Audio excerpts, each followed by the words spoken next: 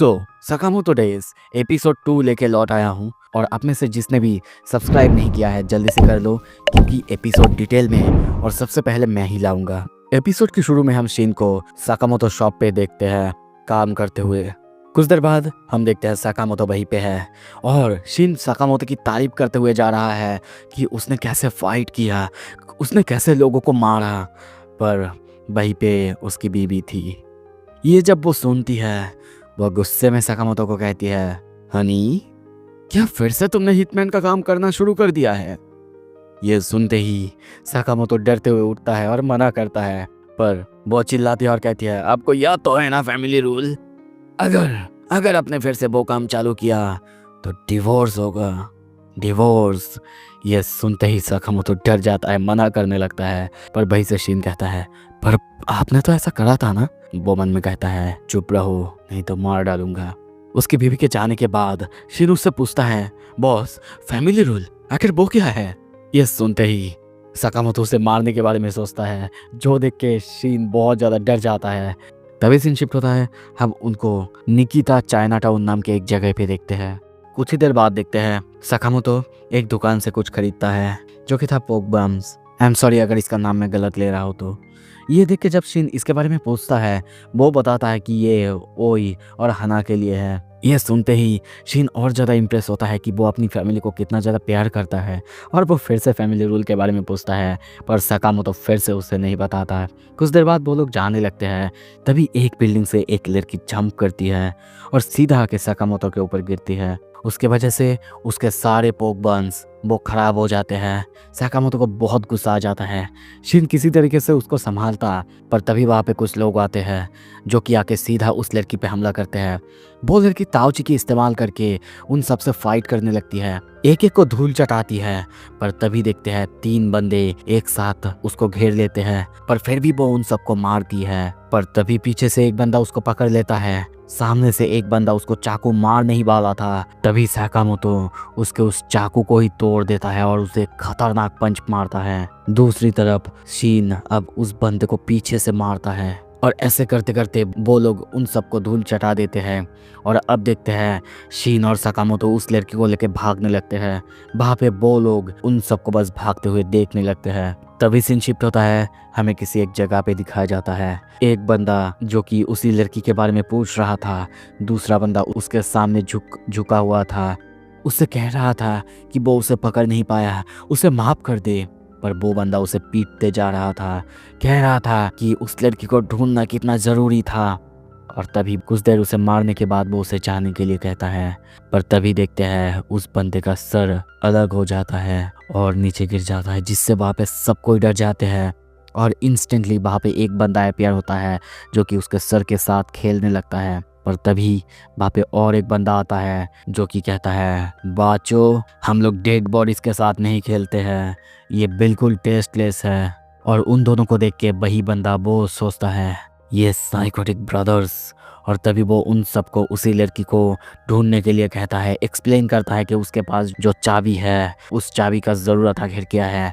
अगर वो चाबी उन्हें मिल गया तो फिर वो लोग पूरे ब्लैक मार्केट में रूल कर पाएंगे। और इसी वजह से वो उन दोनों को उस लड़की को ढूंढने के लिए कहता है। तभी सीन शिफ्ट होता है, हम देखते हैं बिल्डिंग के ऊपर से जंप करते हुए सकामोतो, शिन और वही लड़की जा रहे थे। शिन पूछने लगती है उसके फैमिली के बारे में, और जब उसे पता चलता है कि वो लू क्लैन से है और वो एक माफिया फैमिली से है, वो बहुत ज़्यादा हैरान होता है। वो लड़की उसे ये भी बताती है कि ये सब कुछ उसी के गले में झूल रही उसी चाबी के वजह से है और उसके पेरेंट्स उसके लिए एक बॉल छोड़ के गए हैं। सीन इस चाबी से उसे छुटकारा पाने के लिए कहता है, पर ये सुनते ही वो लड़की चिल्लाती है और कहती है, इस चाबी को बचाते हुए मेरी फैमिली मर गई और मैं। और तभी हमें पास्ट की सीन दिखाया जाता है। हम उसके पापा और मम्मी को देखते हैं, चारों तरफ आग लगा हुआ देखते हैं। उसके डैड उसे उस जगह से उस चाबी को प्रोटेक्ट करते हुए भागने के लिए कहते हैं। और तब प्रेजेंट में वो लड़की कहती है, तुम लोगों को मेरे साथ आने के लिए किसी ने नहीं कहा है, तो जाओ। वो जाने लगती है, शिन भी उसके पीछे जाता, पर सकामोतो उसे रोक देता है और उस लड़की से कहता है, क्या तुम अच्छे से पोक बन्स बना सकती हो? ये सुन के वो कहती है, क्या पोक बन्स? हाँ, मेरे पापा ने मुझे बेसिक्स तो सिखाया था, तो लगता है कि मैं बना सकती हूँ। दूसरी तरफ शिन उसे रोकते हुए कहता है, सकामोतो सन प्लीज़ ऐसा मत करो, हमारे पास बहुत सारे काम हैं और वैसे भी ये लड़की मुझे ठीक नहीं लग रहा है। पर सकामोतो कहता है आज के शॉपिंग कैंसिल कर दो, हम इस लड़की को बचा रहे हैं। तभी वो लोग बातें करने ही लगते हैं, पर तभी शिन को कुछ महसूस होता है। वो सकामोतो को वार्न करता है, पर तभी देखते हैं वही बंदा यानी बाचो आके सकामोतो को खतरनाक किक मारता है, जिसकी वजह से सकामोतो दूसरे बिल्डिंग पे जाके गिरता है। और अब वहाँ पे वही दो भाई यानी बाचो और शोयिन वो लोग आ चुके हैं। शिन पूछता भी है ये लोग आखिर कौन हैं। तभी वो बताती है ये है ट्विंस शोयिन और बाचो। ये लोग खतरनाक हिटमैन हैं जिनके हाथों से आज तक कोई भी नहीं बचा। ये लोग पागल हैं। ये लोग यहाँ तक कि मारने के बाद विक्टिम्स की स्केचेस तक बनाते हैं। ये सुनते ही बाचो कहता है भाई लगता है कि हम फेमस हो चुके हैं। पर ये सुन के शोयन बिल्कुल खुश नहीं था। वो कहता है इसका मतलब हम बुरे हिटमैन हैं, हमें शर्मिंदा होना चाहिए। पर तभी दिखता है शीन उस बंदे को जाके एक पंच मारने की कोशिश करता है, पर वो बंदा उसके पंच को ही रोक देता है और उसे सकामोतो के बारे में कहता है, उसे मारने के बारे में कहता है। पर शीन कहता है तुम कोई एमेच्योर होगे जो तारो सकामोतो को नहीं जानते होगे, उसे मारना कोई मजाक नहीं है। पर तभी देखते हैं दूसरा यानी बाचो वो जाके उस लड़की को मार नहीं वाला था, तलवार मार नहीं वाला था। पर तभी वहां पे सकामोतो आ जाता है और उसे एक जबरदस्त पंच मारता है, जिसकी वजह से उसका सर सीधा छत पे जाके दब जाता है। वो छत ही पूरी तरह से टूट जाता है और वो लोग नीचे आ जाते हैं। ये देख के वो बंदा बहुत ज्यादा इम्प्रेस था, कहने भी लगता है कि तुम कौन हो। पर फिर कहता है हमें तुमसे कोई मतलब नहीं, है लड़की तुम अपने चाबी हमें दे दो और फिर मैं तुम्हें एक अच्छी मौत दूंगा। पर ये सुन के वो लड़की कहती है नहीं कभी नहीं, मैं अपने पेरेंट्स की चीजें ये चीज कभी नहीं दूंगा जिसे कि बचाते हुए मेरे पेरेंट्स मर गए। ये सुन के वो बंदा कहता है ओ तुम्हारे पेरेंट्स भी ऐसे ही कह रहे थे मरने से पहले। वैसे उनको मारने में बहुत मजा आया। उस लड़की को बहुत गुस्सा आ जाता है, वो उनको मारने के लिए दौड़ती है। पर तभी सकामोतो उसे खींच के पीछे ले आता है। ये देख के उस लड़की को गुस्सा आ जाता है और वो कहती है हाउ डेयर यू। पर शीन उसे समझाता है कि वो उन दोनों को कुछ भी नहीं कर सकता। पर तभी देखते हैं वही बंदा अब उस लड़की को मारने के लिए एक हथियार फेंकता है, पर वो उस लड़की को कुछ करता उससे पहले ही सकामोतो अपने हाथों से आके उसे रोक लेता है। ये देख के वो बंदा उसे अपने रास्तों में आने के लिए मना करता है और कहता है वो अपने पेरेंट्स से मिल नहीं वाला था और वो अपने इस अनइम्पॉर्टेंट चीज़ के लिए इतना सब कुछ क्यों कर रही है। पर सकामोतो कहता है किसके लिए कौन सा चीज़ कितना इम्पोर्टेंट है ये तुम्हें नहीं पता। उसके हाथ से हम देखते हैं खून गिरने लगता है। ये देख के वो लड़की कहती है क्यों तुम ऐसा क्यों कर रहे हो, मेरे लिए अपनी लाइफ क्यों रिस्क पे डाल रहे हो। तभी ये सुनते ही सकामोतो अपने पास्ट की बात कहने लगता है। एक वक्त जब वो अपने ही गर्लफ्रेंड यानी ओई से मिलने आया था, पर वो खून से लथपथ था और इसी वजह से ओई उसे उसके ऊपर गुस्सा करने लगता है कि वो फिर से हिटमैन का काम करके आया है। पर सकामोतो समझाता है उसके लिए गिफ्ट लाना ज़रूरी था, इसी वजह से उसे ये करना पड़ा। वो उसे तब बार बार समझाने लगती है, ये काम छोड़ने के लिए कहती है, पर सकामोतो मानता ही नहीं। और तभी देखते हैं उसे समझाने के लिए वो उस बिल्डिंग से जंप कर देती है और अब उसे बचाने के लिए सकामोतो भी जंप करता है।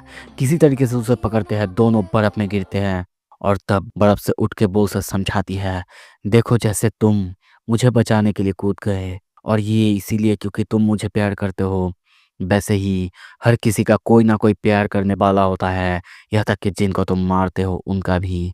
और तब वो उसे प्रॉमिस लेती है कि इसके बाद से वो किसी को जान से ना मारे। तभी अब प्रेजेंट में देखते हैं सकामोतो अपने हाथों से बह रहा खून को रोक देता है, शिन से कहता है कि नो किल मूड।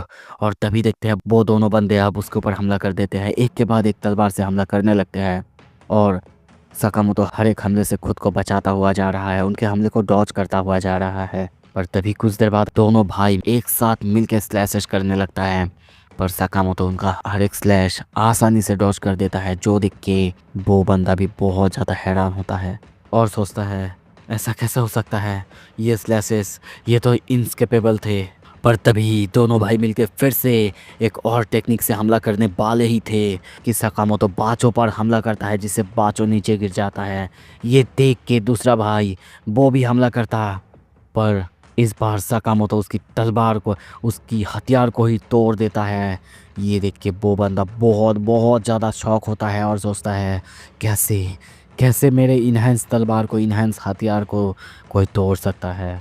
पर इतना वेट उठाने की वजह से सकामोतो के हाथों पे थोड़ा सा लग गया था, जिसकी वजह से उसका ध्यान थोड़ा सा हट गया था। और ये मौका पाके हम देखते हैं वो बंदा अब उस लड़की पर हमला करने के लिए जाता है। पर तभी पीछे से शीन उसे रस्सियों से पकड़ लेता है और उठा के सामने की तरफ पटक देता है। और तभी सकामोतो उसे अब बंदी बना लेता है। उन दोनों को ऐसे फाइट करते हुए देख के वो लड़की अब बहुत ज़्यादा इंप्रेस हो चुकी थी। पूछती है कि वो लोग कौन है, पर सकामोतो बताता है बस वो लोग एक रिटेलर है। तभी सीन शिफ्ट होता है, हम उसी बंदे को देखते हैं जो कि उसको मारने के लिए उन दो भाइयों को भेजा था। वो बस उन दोनों का ही इंतजार कर रहा था और उसी दरवाजे के पास था जिसके अंदर सारा सब कुछ है। पर तभी वहाँ पे उसके लिए पार्सल आता है और हम देखते हैं सकामोतो शीन आ चुके हैं उन्हीं दो भाइयों को लेके। वो पूछने लगता है कि तुम दोनों आखिर कौन हो, तुम दोनों आखिर कौन हो। पर तभी पीछे से वही लड़की आती है, उसकी गले पे चाकू रखती है। उसे देख के वो बंदा डर जाता है, माफ करने के लिए कहता है कि वो कुछ भी करेगा। तभी वो लड़की चिल्लाती है, ये करने से क्या मेरे पेरेंट्स वापस आ जाएंगे, मुझे बदला लेना है। पर तभी कुछ ही देर बाद हम देखते हैं उसने बस उसको थोड़ा सा ही मारा था। तभी शीन जाने की कोशिश करता है, खुद मारना चाहता है, पर सकामोतो मन में सोचता है कि वो उसे कैसे मारेगा। ये देख के शीन चिल्लाता है, बार बार मुझे मारने के बारे में मत सोचो। सकामोतो उसे दूर रहने के लिए कहता है और तभी देखते हैं वो उसी दरवाजे को खोलने लगती है। कुछ ही देर बाद वो दरवाज़ा खुलने के बाद हमें पता चलता है कि वहाँ पे बहुत बहुत सारे एंटीक चीज़ें और बहुत कुछ, जैसे कि सीडीज, बहुत महंगा महंगा सामान, सोना, सब कुछ उसके मॉम और डैड उसके लिए छोड़ के गए हैं। और वहीं पे एक ड्रिंक की बोतल को देखते हैं, वहाँ पे उसके डैड उसके लिए कुछ छोड़ के गए थे जहाँ पे लिखा हुआ था कुछ पीने के लिए जब सूटन बड़ी हो जाएगी। ये देख के वो बहुत खुश थी और ये उन दोनों के साथ भी वो शेयर करती है। साकामोतो को देखते हैं, वो अब तक उन्हीं सारे पोक बंस को अपने साथ रखा हुआ है और वो खा के सोतंग बहुत खुश होती है और कहती है वैसे जापानीज पोक बंस वो भी इतने बुरे नहीं हैं। सो ये एपिसोड यहाँ पे ख़त्म होता है। कैसा लगा आपको बताना। थैंक यू सो मच देखने के लिए। Stay tuned.